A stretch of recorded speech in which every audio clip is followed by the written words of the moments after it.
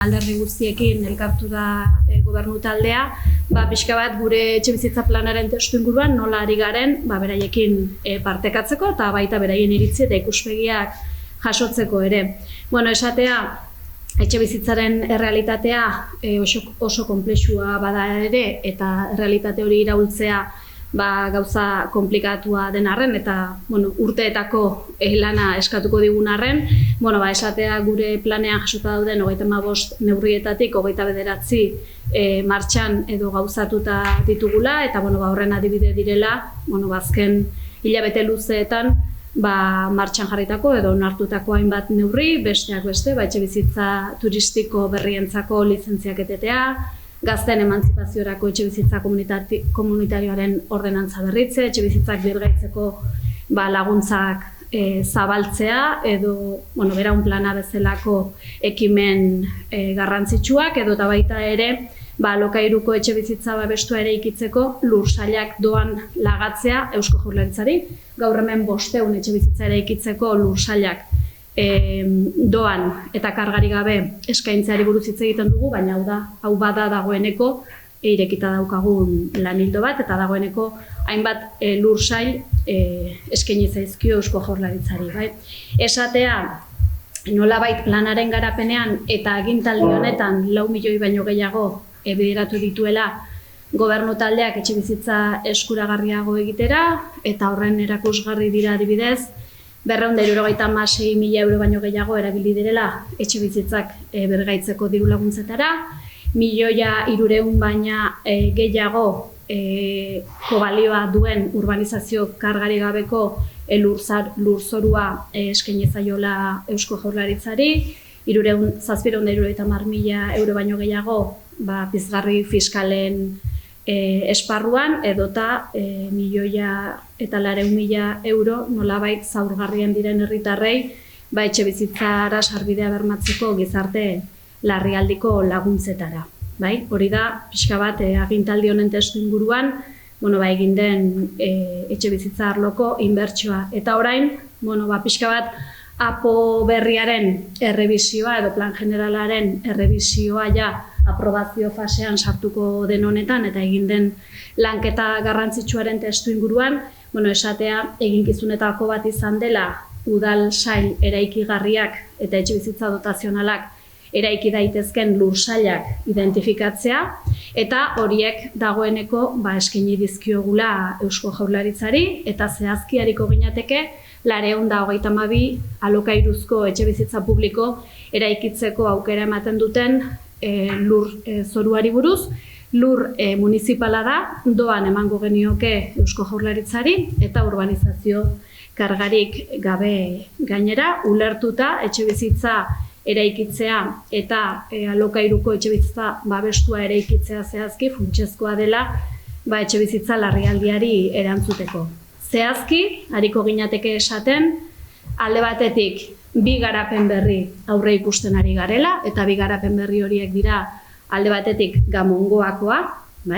Pontikatik Txirritamaleora bitarte eremu horri buruz ari gara, Gamongoari buruz hitz egiten dugunean, eta kasu horretan 54 alokairuko etxebizitza babestu eraikitzeko lursail municipala entregatuko genioke Eusko Jaurlaritzari eta bestetik Perutxen Esagastiri buruz ari gara, Perutxen Esagastira Agustinetan autopista gurutzatu eta Agustinak eta Egiluze ikastetxe artean geratzen den lur eremu hori eta kasu horretan hor ariko ginateke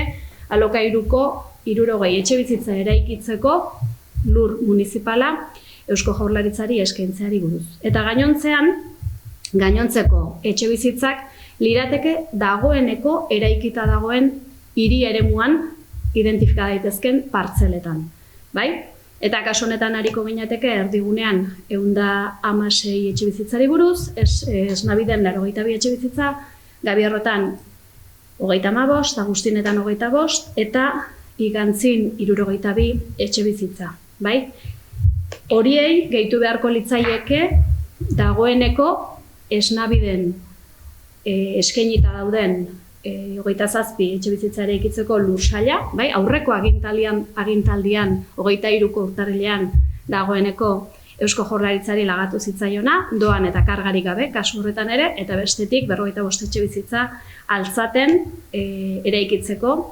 oraintxe hitzarmena sinatzen ari gara, edo ixten ari gara hitzarmena Eusko Jaurlaritzari 55 etxebizitza eraikitzeko lursaila doan emateko. Eta, pixka bat,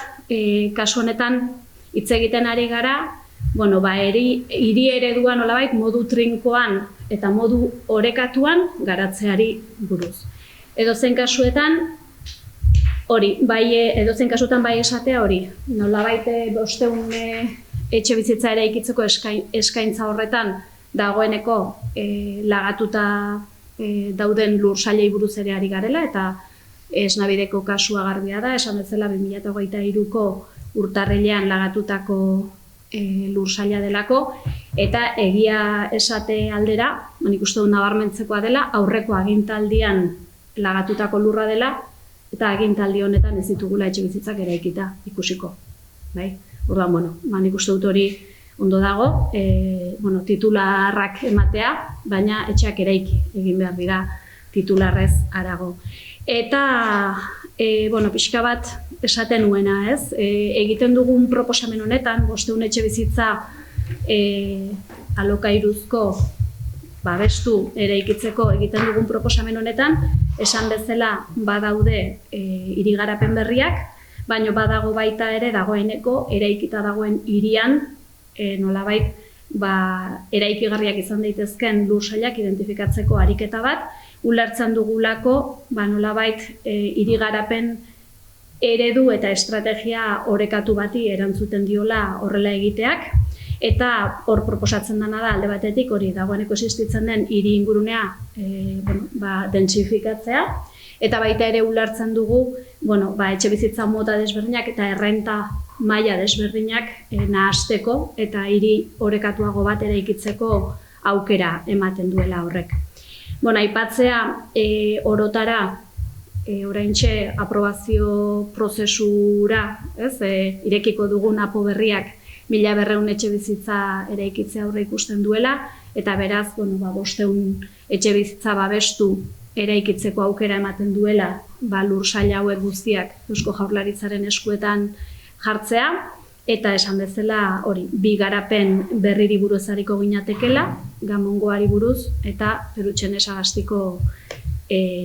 garapen berriari buruz, eta dagoeneko bietan lanean hasita gaudela. Eta behar bada, aipamen bat, Eusko Jaurlaritzak Gaztainoko kotxeren eremuan proposatu du, egin du proposamen bat, 150, 150, 200, ezakit titularren arabera zifra desberdinak ikusi ditugu.